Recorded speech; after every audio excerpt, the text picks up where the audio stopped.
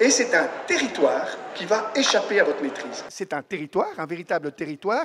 Et écoutez, dans n'importe quelle région, n'importe quel quartier, n'importe quel village, vous allez entendre un espace qui fait plus de bruit que tous les autres espaces, c'est une cour de récréation. Une cour de récréation, vous avez des enfants, c'est le principe même d'un espace transformé en territoire. C'est-à-dire vous mettez vos murs autour d'un espace, vous allez créer un territoire. Il y a des politiciens qui le font facilement. Ils mettent des murs, il y a plus de 80 000 km de murs qui ont apparu au cours des 10 dernières années. Dès que vous mettez des murs, vous augmentez l'agressivité à l'intérieur de ces murs. C'est comme ça qu'on transforme les espaces en territoires.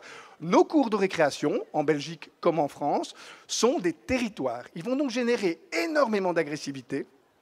À l'intérieur, vous avez des enfants qui se mettent à crier, alors même que si vos enfants crient de la même façon quand vous allez faire des courses, allez consulter, c'est qu'ils ne sont pas bien. Ils ne crient que dans cet espace-là, parce qu'ils doivent gagner du territoire les uns sur les autres.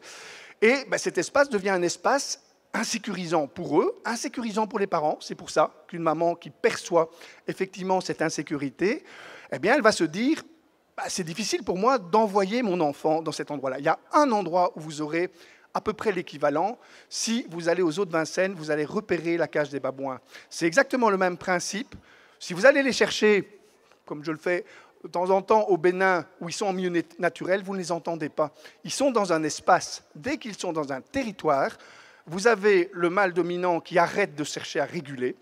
Ce que font malheureusement, et on peut les comprendre, beaucoup d'enseignants qui n'arrivent plus à gérer cet espace qui est la cour de récréation.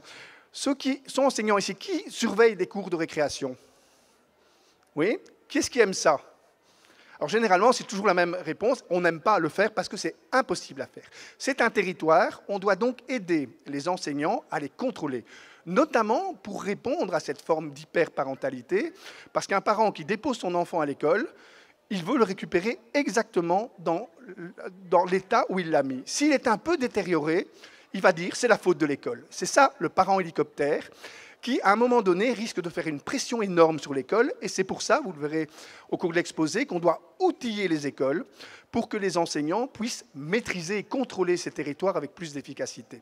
C'est le premier aspect du projet qu'on met en place actuellement dans plus de 600 écoles de la Fédération Wallonie-Bruxelles pour contrôler la violence visible, celle dont on parle ici, mais aussi la violence invisible, celle qui va faire frémir non plus le parent hélicoptère, premier symptôme, mais ce qu'on appelle le parent drone. Et le parent drone, c'est, si vous voulez, un parent hélicoptère amélioré. C'est quelqu'un qui a décidé qu'il mettait au monde un enfant heureux et qui ne pourrait être jamais qu'heureux. Pas question qu'il soit triste, pas question qu'il soit en colère, pas question qu'il ait peur, pas question qu'il vive des expériences de dégoût. On va fermer tout le spectre des émotions. Et évidemment, on attend toujours le meilleur pour eux. C'est très compliqué parce qu'une école doit assumer d'emblée. Et c'est pour ça que moi, je ne participe jamais à des projets qu'on appellerait bien-être à l'école. Ça n'a pas beaucoup de sens. L'école n'est pas là pour distribuer du bien-être.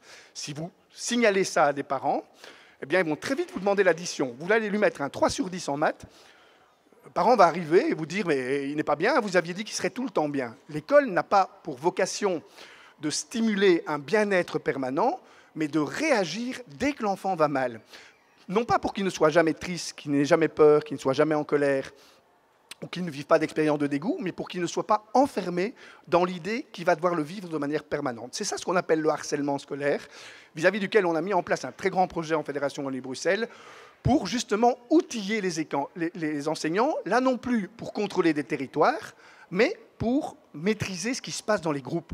Parce que les groupes humains, sauf vous, pas parce que vous êtes plus sympathique que les autres, mais parce que vous n'êtes en principe pas un groupe humain contraint. C'est-à-dire que vous êtes venu ici librement et après la journée, vous allez vous séparer. Les classes, les groupes d'enseignants sont des groupes humains contraints. Ils sont obligés de vivre ensemble et dans tous les groupes, vous allez voir les mêmes phénomènes se manifester. C'est systématique et d'ailleurs les émissions de télé-réalité le montrent de façon spectaculaire. Vous avez, dans un premier temps, dès que vous avez un groupe humain contraint, vous avez une euphorie communautaire. Qu'est-ce que c'est chouette d'être ensemble? Vous pouvez les enfermer dans un loft, dans un château, n'importe où.